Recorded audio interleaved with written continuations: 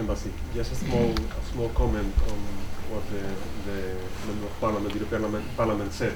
Just, I think we should be a little bit more sensible when we say about some other countries. I cannot speak on behalf of Greece, but I can speak on behalf of Spain. I think it's a very big difference between social unrest and some other form of political crisis. You mentioned that there was the possibility of another government different than democracy, and that has no base whatsoever. There have been some social unrest in other countries. I think I was not in London at the time, but I think 2 years ago there was an important riot going on in London. We've had no riots yet in Spain, but you said the top priest in Spain just warned the possibility of social unrest going on. It's a possibility, but it's a big difference between that and another form of... Yeah, well, thank you. I say it out of concern for Spain. I like Spain, and I think Spanish people are suffering greatly, not because of the Spanish government so much, but because of the political project that's requiring you to remain in the straitjacket of the euro. The best thing you could do is leave the euro, devalue, and suddenly a lot of people will be buying those 3 million empty properties, and they'll be going in droves as they used to Spain and they used to do to Greece. I mean, so it's set out as very much, but the point is, the political project seems to me doesn't care about the Spanish people because the ultimate aim is far greater than your suffering. That's my point. 3 more questions before we close. They need to be questions, they need to be brief, and I'll collect 3 at the same time. Gentleman there in the purple tie. Yes, my name is Axel Nicolason from the Embassy of Iceland. I want to, you mentioned, I think I remember this correctly, you said Europe Light. It's a position for future position for Britain, somewhere between Norway and Iceland and Switzerland. Yeah. I would like to maybe expand on how you see Britain benefiting from getting closer to countries like Iceland and Norway. They have no say in any rules or regulation within the European Union. And would that be a new station for Iceland and Norway to approach? For example, if Britain ends up in a position where they are Europe Light, we are completely without coverage, Iceland and Norway. Okay, is that a position for us to approach? Great. Well, just collect questions before we respond to that. One more from the back, and then come to Paul. I'm from the French Embassy, and Gideon and Rachman, you mentioned that big countries like France and the UK are sometimes holding back CFSP, and there's one specific aspect where France is actually, like Mrs. Gideon advocated this morning, willing to give more power to the EES and its consular services. And but so far, it's not been the UK's view, and I wanted to ask the panelists why, because after all, there seems to be possible economies of scale, and when you need to evacuate some EU citizens, usually it's the same for everyone. Do you want to respond to that one now? Sure. I mean, I don't know the specifics of the case. My guess is that our government is more instinctively Eurosceptic and more suspicious of anything that sort of looks like taking away powers from the nation state than yours is. So you're more relaxed about something that, as you say, sounds like quite good sense. Whereas I would imagine Hague would look more at the symbolic impact of that.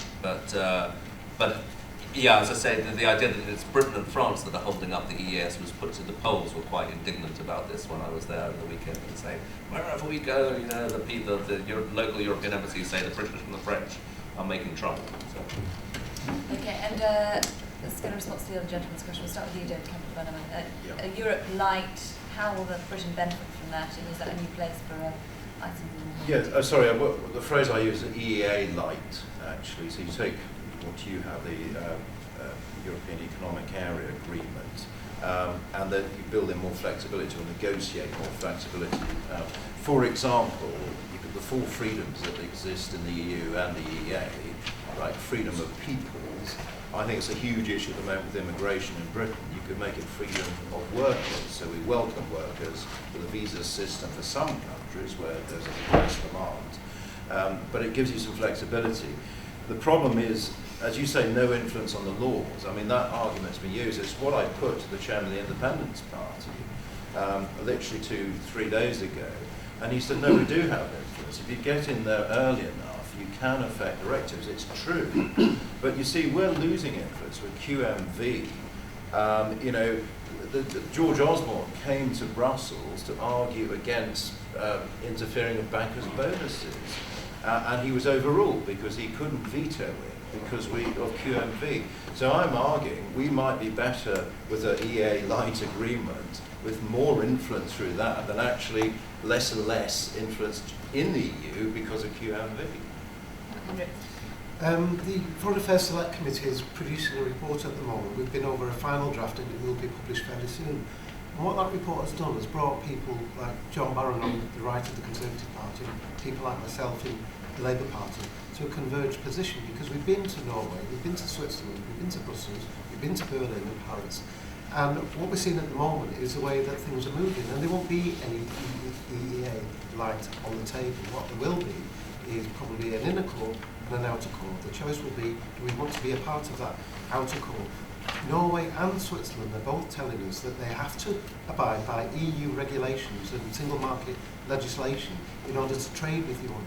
Now, they're having to do that without actually having any say whatsoever over the decisions. And the idea that we can have the benefit of the single market without any of the costs by having some sort of individual free trade agreement, by having some sort of free trade agreement is fanciful, to say the least. It is pie in the sky stuff.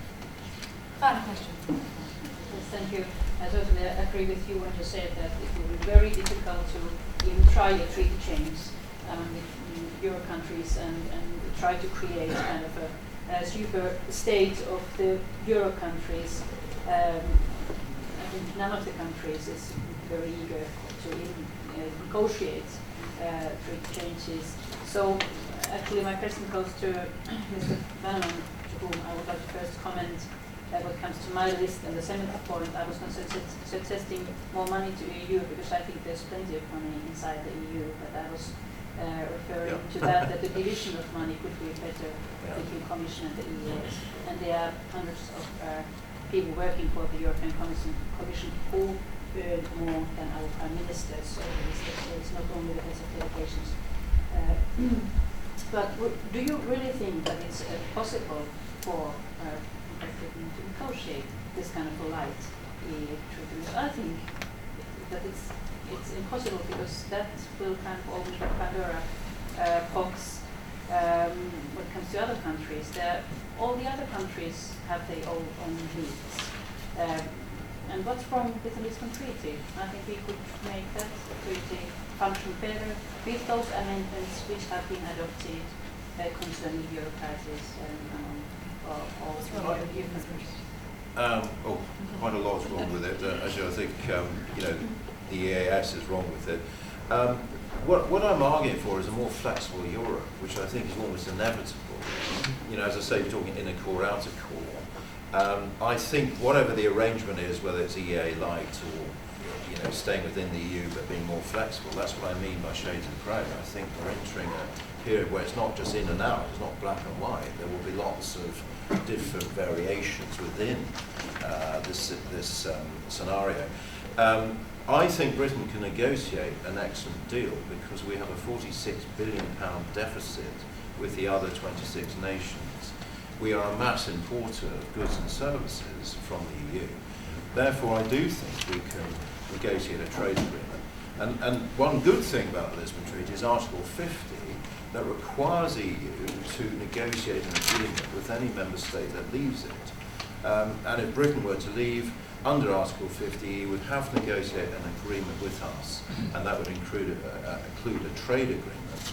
And I think we'd all be better off. If people want to surge forward to a single superstate, let them do so. We need a different relationship, I believe, with the EU. That's my personal view. Hendrick's response in your final thoughts. Well, Article 50, Dave's right, Article 50 means that a trade agreement would need to be negotiated, but it'd be negotiated after we'd voted to leave and after we'd left. And that means we'd have very little power and very little leverage about what sort of agreement we could. So we could see the imposition of tariffs on British goods that are exported to the European Union. We could see the imposition of quotas. The rules would be totally different, and we could see the diminution of many jobs and businesses in this country as a result of us leaving the European Union. Because I know if I was in the French government or in the German government, I would want to make sure that any trade agreement that we had with the UK favoured German companies or French companies. And we can only negotiate that under Article 50 once we've left. And a referendum in this country had said no to further membership of the European Union. Gideon Rachman, your final thoughts? Well, I actually will admit some ignorance, but I think it's something that we're all going to have to think about much harder, because I can hear David's response would be, oh, well, no, the WTO will protect us, you know, when the World Trade Organization will have... I'm not sure that's the case. My instinctive feeling is that leaving the single market will have an economic cost for us, but I can't absolutely spell it out, and I think only as we go into the weeds of this, which I feel we're going to have to do over the next few years, will we be able to have a much clearer view of what the real options on the table are for Britain. Ladies and gentlemen, thank you very much for your questions. Sorry we couldn't take any more. We are going to break for some refreshments now, but please join me in give our thanks to our panel, Gideon Rachman from Financial Times, Mark Hendrick, MP, and David Campbell.